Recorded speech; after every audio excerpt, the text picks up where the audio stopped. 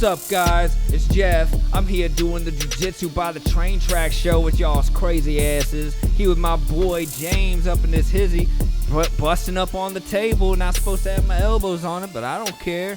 What's up, James? Tell me what's on your mind, baby. I'm a little nervous. You just brought a whole lot of energy real fast. I wasn't ready. You almost flipped this table over. Hey, thank you for bringing me on the show. It's good to just be us. I like when we have company. I'm not gonna take away from the guests that come, but it's always good when it's just us. You know, we're more comfortable. We can say things that are a little bit more, not so worried about like making our guests uncomfortable. That's really what it comes down to. Yeah. We could care less about each other's comfortableness. You know? We've already breached that border. Like it doesn't get much closer than north-south. If you do jiu-jitsu. Oh, God, north-south. Yeah. Talking about being on the bottom of Mean Mike's north-south. Oh, right? God, don't look up. Ugh.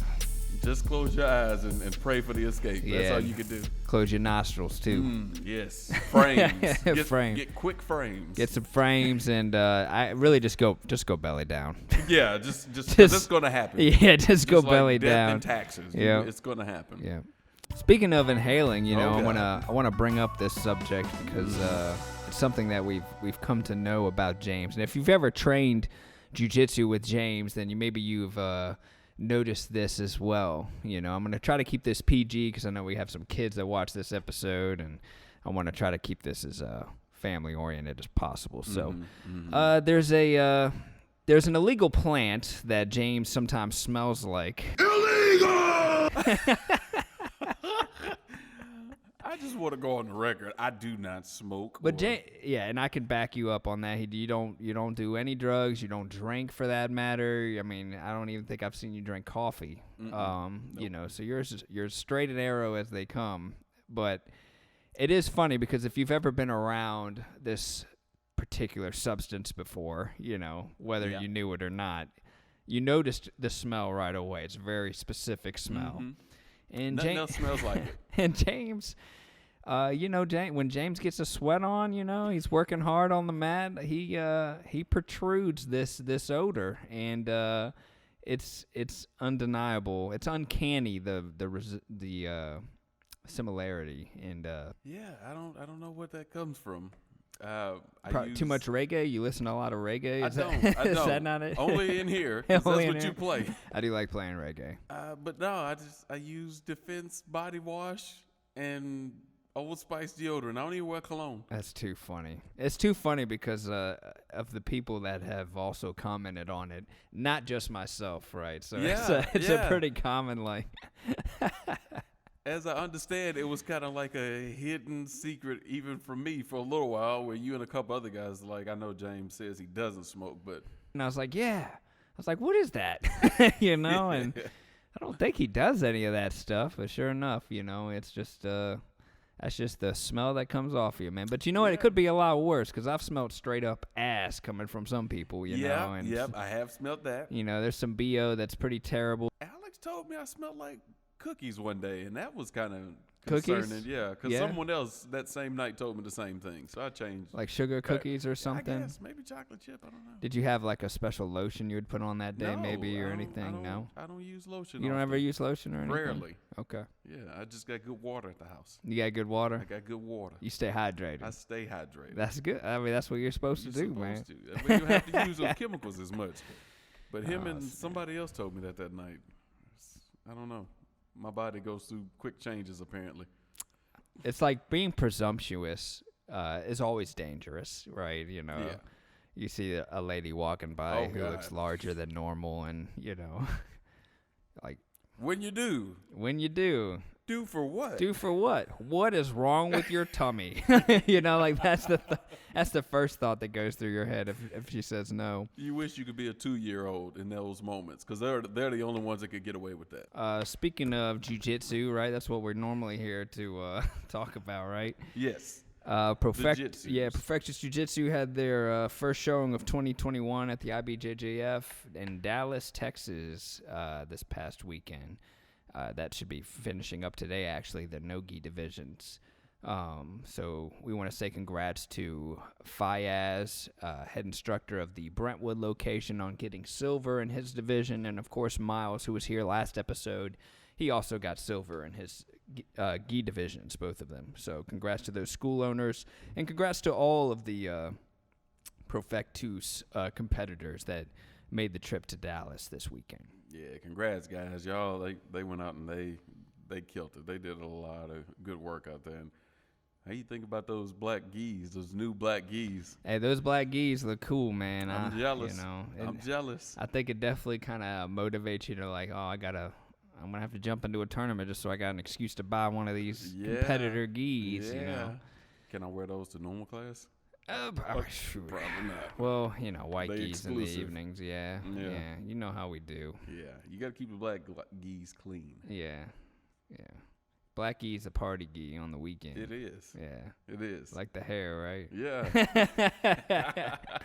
Dude, I the black say, gi with the perm though. I'm just saying that, and wrap that blue around it. Probably look like a rock star. Wrap the blue around the belt. Oh yeah, blue belt. I don't even see you as a blue belt anymore, man. I'm gonna be honest. I'm like ready for you to get that purple around your waist at this point. Well, I appreciate it, man. It'd be nice, but it comes with a lot of weight. Yeah, it comes with weight. Everyone does, but it's funny. Your ego's always constantly being deflated too. I think it's it's easy for somebody once they get promoted, you feel pressure to like nobody below my rank should be able to defeat me or tap me, and that's just not the case. There's always going to be outliers and people who are just more athletic or more natural. Maybe they're competitors and you're just a hobbyist, and that's okay. You can't put too much weight in the color. Like, it's a great milestone. It's a great way to see where you're at, how long you've put into this. But if you put much more into that, I mean, there is an adequate level of jiu-jitsu that each belt level should be able to perform. Yeah. But it's got to be with a competition that makes sense, right? You've got to be able to display it against somebody who's also, your same same division, I guess. Separation, division, categories. Maybe, all right, so a good guy, like a guy from the gym, right, who's just started jiu-jitsu classes versus, I don't know, we already talked about this a lot on one of the episodes here. I get where you're going. I think Miles gave a good example when he was here the last time. He mentioned that it's not necessarily how much you know, it's knowing how to perform what you want to do in a fashion that doesn't get your partner hurt.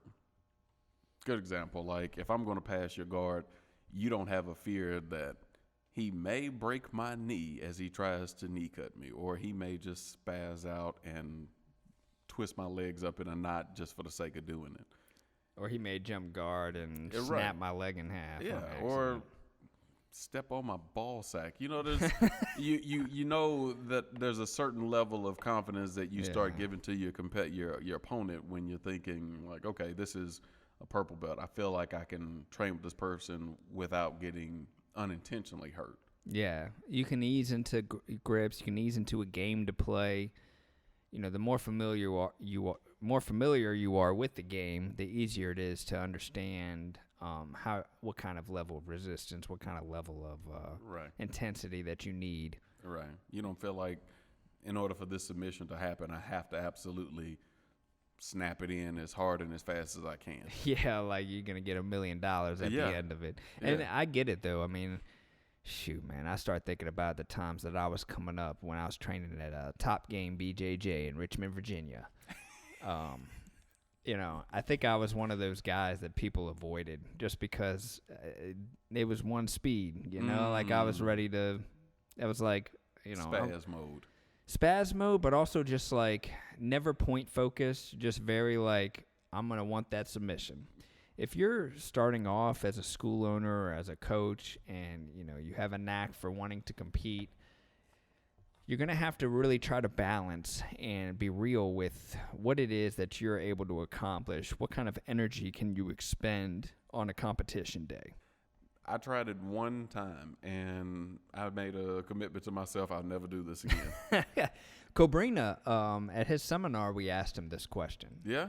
Jeremy was like, how do you balance it? Yeah. Because Cobrina runs a school, trains champions, is a champion himself. You know, it's like, well, when you decide to suit up and go out and do your thing, how do you balance all that? Yeah. And he goes, you know, I have help. You know, he's like, I got help. He's like, I have people that run my classes. I have people that meet me to train specifically for my competition, my tournament. Nice. It is the ultimate selfish endeavor to train for a tournament. Everything from your diet, your time, your sleep, your recovery, the way you walk this earth revolves around that battle you're going to go into. Right. And it is good to empower yourself with those actions and that consistency and that discipline. But what comes with that is the relationships around you, right? You got to have people that support that decision. You have to have people that are going to be able to assist you with all of these other aspects of, you know, helping your teammates, or if you are the coach or the head instructor, you know, like who's going to be coaching the matches leading up to your match.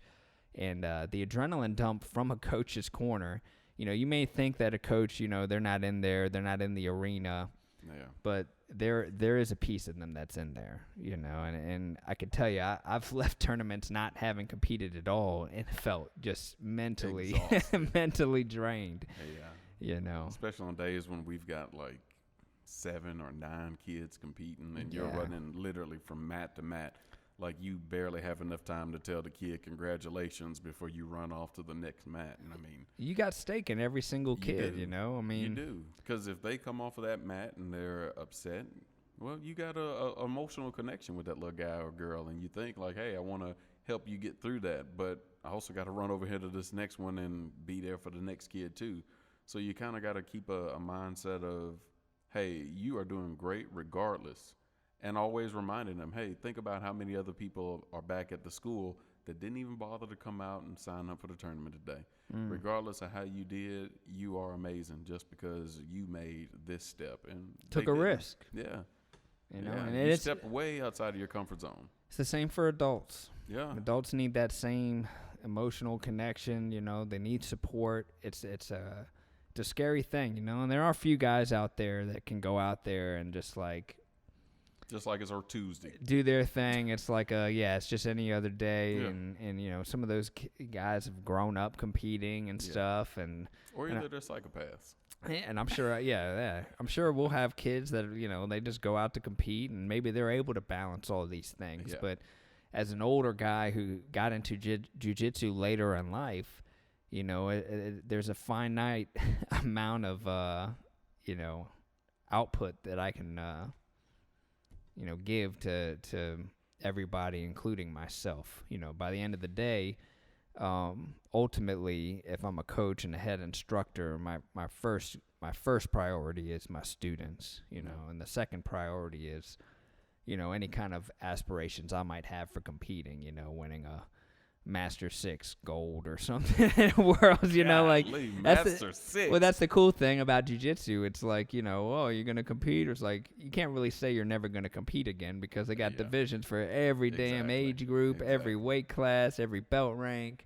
Now, they may move you around in some of those divisions depending on who else signs up for it. But yeah, they've got some out there. You know, you're going to have the most sensible match possible. Here's the way it'll normally shake out, right? There's always going to be a guy who demolishes and wins the division. Sometimes it's 2 guys, and they fight it out in the finals. Yep. And then sometimes it's just a group of, you know, it's like the one guy that wins, but then everybody else is pretty equally matched, you know, and you get a pretty good even look at, like, you know, what your division looks like. And then you see the pinnacle, the guy that won, you know, like what does that look like? What do I need to be doing to reach what this guy's doing? Yeah, I think for me, going into this particular competition, and just like the last super fight I had not too long ago at Battle for Blue, all I really want is just to go out and display my game plan perfectly, or as close to perfect as I can get. I don't really care so much about the medal. I want to go out and someone say, he was in this bracket, he probably should have been in the purple belt division. That would be for me a perfect win. Well, I'm pretty sure you'll hear that after this weekend, man. You know, you just stick to what you're doing. You know, that's the one thing too. You know, it's like me. I'll keep the focus on myself, because a lot of times I'll say we, but really what I mean is what I'm thinking and how I've thought. Like my opponent is always going to be this fictitious figure that's like breathing fire and like really like stronger and just like smarter and like it's going to destroy me. So it's like when I have that fear and I think about that guy, it's like, you know, you have one of two ways you can go after you have that thought and that feeling. You can be like, oh no, I'm just going to try to hold on and hopefully it'll work. Or you're like, my shit, it's not going to work with him, so I'm just going to hold on for dear life. Yeah. You're going to inevitably lose. Or you're going to lose by going down on your shield and saying, I don't care. Like, I don't care who's in front of me. It doesn't matter. I've done the work. I know exactly what I'm going to do, and I'm going to do it to whoever it is that's standing in front of me. Yeah. You know, and even when you lose, after having that thought and after doing it, after, you know, going down and even if you tap out, it's like, well, hopefully somebody caught that on video so I can go back and see what I did wrong, you know. But at least, you know, you got to throw your hands up and say, hey, when I did the Fuji tournament, I was I'll tell you were a what, wreck. I was a wreck. I lost the first one. I was not happy about that. I didn't want to lose the second one. I went in there. I won. I was worse after winning. Yes, you were. We'll add the video footage of that. And then I had to. I was worse after winning. Then I had to fight the same guy again, and the dude was super talented. Like he was tough, and I actually did better the second time. Well, so I did better in the finals. Yeah, you felt him once, so it's. I felt him once, yeah. So I kind of had an idea of not easy, but. Yeah. Easier. Well, I knew, you know, he knew what I was going to be doing. Like, I already just, you know, he knew I was going to pull the lapel guard. And, you know, but after that match, I definitely felt a little bit more. To put it in perspective. Sure. That was the first competition you had done since you had got your brown belt. And you got your brown belt, I think, in 2018? Actually, I did the Nashville Open that first couple months after my brown belt promotion. Yeah. Well, I mean, you talking about like, you know, it was almost. It'd been at least a couple years. Yeah. It'd been a couple years. So going out there, and not to mention, Fuji, this tournament took place outside. Which was cool. Was nice. I liked it. Yeah, that didn't bother me. Except they had to start spraying water on the mats because it had got too hot. That didn't bother me. That didn't bother you? No. Well, I'll tell you what, when you came out, how many more times I gotta go? I think that's it. Are you sure? Are you sure? Make sure. So I'm like, okay, let me look it up, Jeff. I'm sorry. Like, don't hit me out here, okay? There's people looking. And then the kids are watching, and they're like, oh, God, Coach Jeff is upset. No, he's not upset. It's just this is him in combat mode. You stay away, children. Don't ask me questions. I remember kids patting you on the back. You did good, Coach Jeff. Thanks. I was like, kid, you better get back. You better get back. He may swing. You want to get your lapel pulled, Junior? Get out of here. I think one of two things happens when you know, your students see you like that. It's like, one, it's like, oh, Coach Jeff's a human. You know, yeah. It's like there's nothing wrong with that. Yeah, and I'm like, that's good. You know, like yeah. I don't mind my faults being shown, my character defects being on display. You know, I think it's good to show that, you know, you bleed just like anybody else. But I do think, you know, it's still like it's more rewarding to not act that way. It's more rewarding to like to see it not be displayed in that way, and you know, and you live and you learn. Yeah, but I don't think, you know, I think that hides the picture. It's almost like when someone takes a picture and says smile. Like, right, you're not right. seeing the real person in that moment. What you're seeing is a fictitious representation of what the person would like you to display. Well, if I'm a person that never smiles, why would I want to smile in a picture? Like, Same thing with you. Like, yeah, I have these feelings. I have these emotions. Hey, look, guy, I know you just lost that match, and I'm telling you it's okay. Just know that I'm going to feel the exact same way you do when I walk out of there and I'm not getting my hand raised up. Yeah. But guess what? My next actions are what I want you to pay attention to, because my next actions are I go back into the gym, I train harder, and I keep training. I don't walk off of that mat and say I'm done with it because I didn't win. I don't ever want to do it again. Yeah. I'm not ever going to be able to win. You walk off of that mat with the opportunity to say, okay, this is where I'm operating. Now I need to figure out how I can step it up to here. So I'm okay with seeing somebody walk off and show some emotion. Now, when you get the black belt and you start losing the lower belts, and you step off the mat with attitude, that's a problem. I've seen that. I've seen a black belt not in person, but a YouTube video where black belt was in a tournament. He looked like he was in probably late 30s, early 40s, black belt. In the gi? Yeah, it was in a gi, and I think he had on a black gi, if you remember what video I'm talking about. But the kid he was going against was either blue or purple, and he was losing to this kid.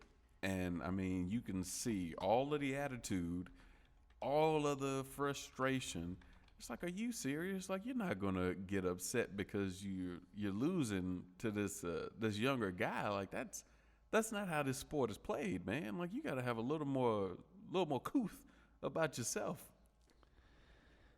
Yeah, I mean, I think again, you know, you got two paths you can take in that scenario where you're dished out that humility. Yeah. You know, it's like you either evaluate yourself, see where the holes are in your training, or, you know, you throw a hissy fit.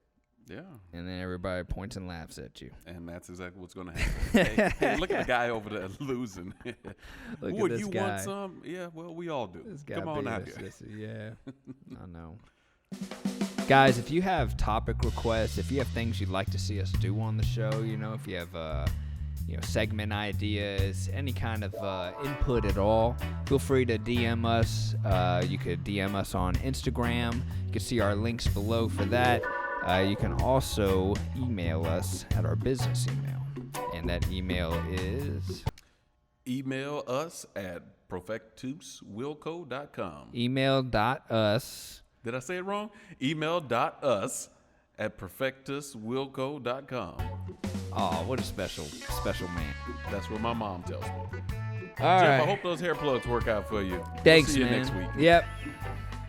I'll let you know how the too.